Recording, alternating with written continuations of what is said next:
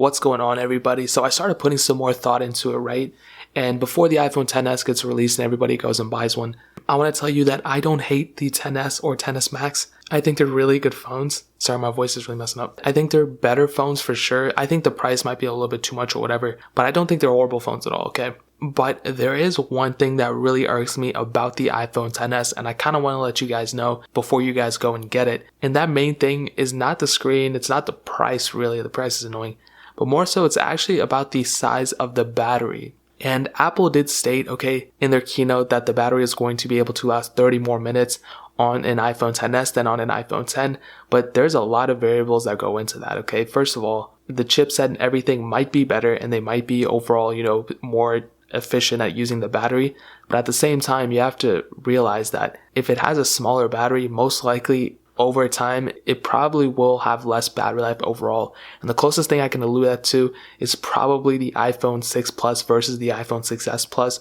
and even the 6 versus the 6s. The battery size decreased going from the iPhone 6 to the 6s, even the 6 Plus to the 6s Plus. And people did state that the battery life would stay somewhat the same, but actually didn't. The iPhone 6s and 6s Plus does not have as good of battery life as the iPhone 6 and 6 Plus. But that doesn't necessarily mean it's a horrible phone, but from what the specs I saw, nobody has stated the milliamp hours of the size of the battery or anything like that.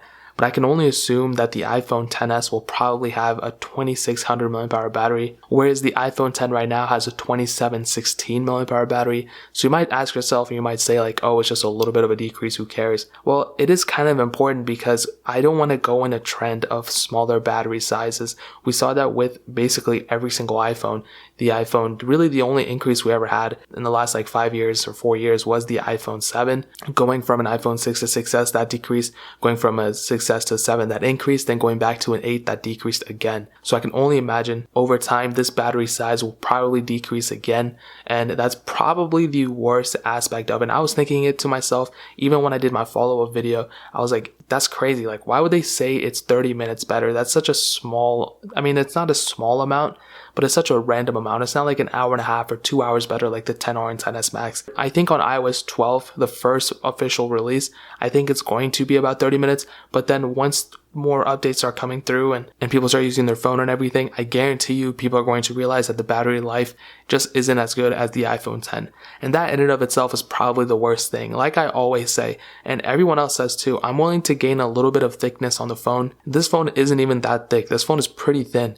If they could just increase the thickness and put a bigger battery, I think more people would be happy about that. And people are going to say, oh, if you want a bigger battery, just go for the XS Max. Well, some people don't want to get a bigger phone and still get a bigger battery inside of it too. So you kind of have to keep that in mind. You can't please everybody, but there's really no point in not having a bigger battery nowadays. And what's funny is that this actually kind of reminds me of a random phone, the Moto X 2nd Gen, and I just reviewed this.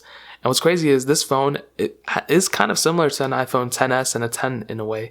This phone had a really large AMOLED screen, but the biggest fall factor of this phone in not making it a classic was the battery size. The size of this battery was about like 2100 milliamp hours or 23, which is disgustingly low for an Android.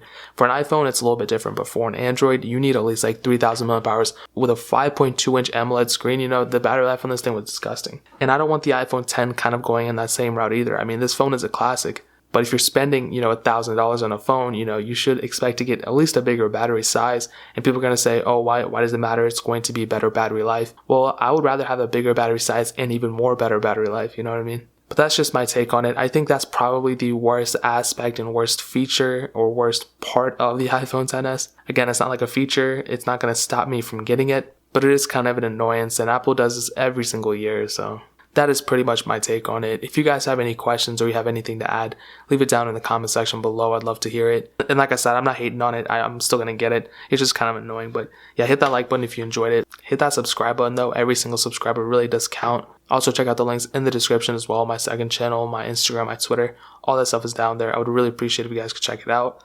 But more importantly than everything else, I love every single one of you guys. Hopefully I'll catch you guys in the next video. Peace out till then.